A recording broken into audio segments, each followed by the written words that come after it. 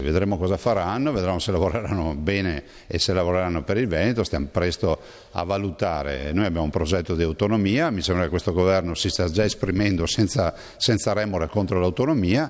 Non posso non ricordare che tutti e tre questi esponenti sono esponenti di un partito che ha impugnato la legge referendaria del Veneto, ci ha mandato in tribunale per non farci fare il referendum, ci siamo stati 15 mesi.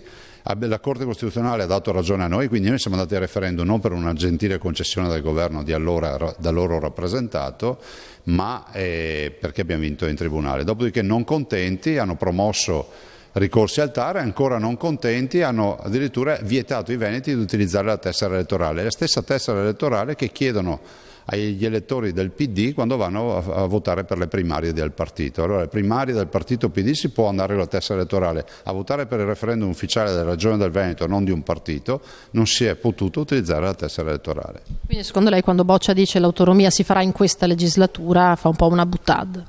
Ma guardi, andiamo alla prova dei fatti. Io non faccio processi di intenzione, non li faccio ai sottosegretari, non li faccio a Boccia, non li faccio a nessuno.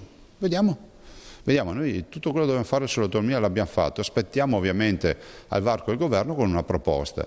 E Boccia dice che il miglior progetto è quello dell'Emilia Romagna, immagino anche per affinità politica. Mi chiedo come mai non dice che il miglior progetto è quello che so del Piemonte, che ne chiede 12 di materie invece che chiederne 15 come l'Emilia Romagna. Noi ne chiediamo 23 e chi ci viene a proporre meno materie dovrà dire al mondo intero perché ci propone meno materie.